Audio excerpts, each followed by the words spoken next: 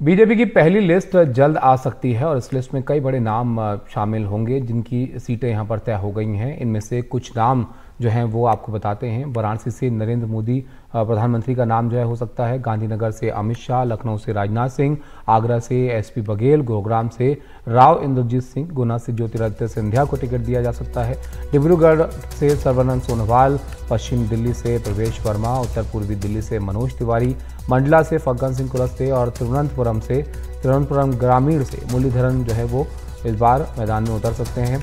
बलूर घाट से सुकांत मजूमदार और गोरखपुर से रवि किशन को टिकट जो है यहाँ पर मिल सकता है। और कल बीजेपी केंद्रीय चुनाव समिति की बैठक हुई जिसमें पश्चिम बंगाल, राजस्थान, मध्य प्रदेश सहित कुछ और राज्यों को लेकर भी चर्चा यहाँ पर हुई है। वहीं बीजेपी ने पंजाब, आंध्र प्रदेश, तमिलनाडु में उम्मीदवारों के चयन पर फिलहाल जो है फैसला अपना रोका है और इन तीनों राज्यों में गठबंधन पर चर्चा जो है फिलहाल जारी है।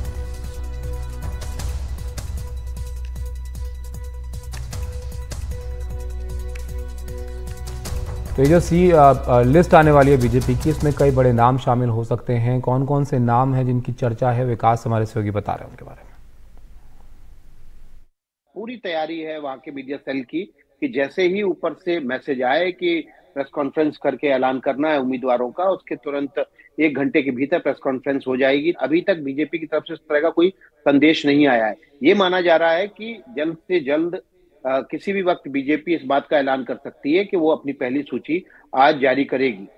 लेकिन जो महत्वपूर्ण नाम है वो हम दर्शकों के सामने पहले ही रख रहे हैं। इसी क्रम में हम कुछ और नाम अभी सामने रख देते हैं। देखिए, छत्तीसगढ़ को लेकर भी कल जो बीजेपी की केंद्रीय चुनाव समिति की बैठक थी उसमें चर्चा हुई थी।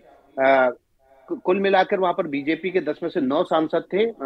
9 सांसदों में से 3 सांसदों को विधानसभा का टिकट दिया गया था और अब कुल मिला के 6 सांसद बीजेपी के वहां हैं, उसमें से 4 का टिकट कट सकता है।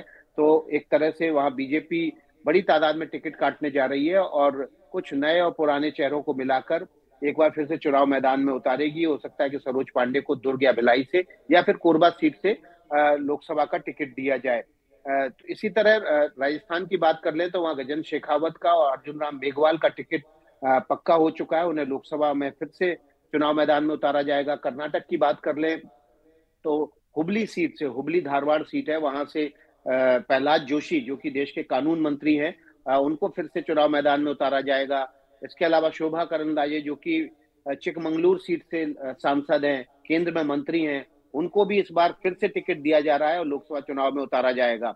इसी तरह से बात कर लें मध्य प्रदेश की तो वीरेंद्र खटीक जो कि केंद्र में मंत्री हैं, सबसे वरिष्ठ सांसदों में से एक हैं, लगातार 8 बार लोकसभा जीत चुके हैं। उनको लेकर फैसला पार्टी को लेना है। हालांकि कल जब चर्चा हुई थी केंद्रीय चुनाव समिति की तो उनके नाम को लेकर कुछ संशय था कि उनको टिकट दिया जाना है कि नहीं दिया जाना है, इसलिए केंद्रीय नेतृत्व के ऊपर ये छोड़ दिया गया। लेकिन विदिशा से शिवराज सिंह चौहान का नाम मजबूत दावेदारों के रूप में वहां पर लिया गया और ये माना जा रहा है कि शिवराज सिंह चौहान को विदिशा, उनकी जो परंपरागत लोकसभा सीट है, 20 साल बाद एक बार फिर से वो वहां से लोकसभा चुनाव लड़ सकते हैं। ज्योतिरादित्य सिंधिया को गुना शिवपुरी से टिकट दिया जाएगा और पिछली बार ज्योतिरादित्य सिंधिया जिस केपी यादव से चुनाव हारे थे, उन केपी यादव का टिकट काटकर अब ज्योतिरादित्य सिंधिया को लोकसभा चुनाव में उतारा जाएगा। दिल्ली से 5 सांसदों के टिकट खतरे में हैं और ये देखना होगा कि प्रवेश वर्मा, मनोज तिवारी के अलावा जो बाकी सांसद हैं, चाहे वो केंद्र में मंत्री हो, मीनाक्षी लेखी हो या उसके अलावा गौतम गंभीर हो, सभी के टिकट खतरे में है।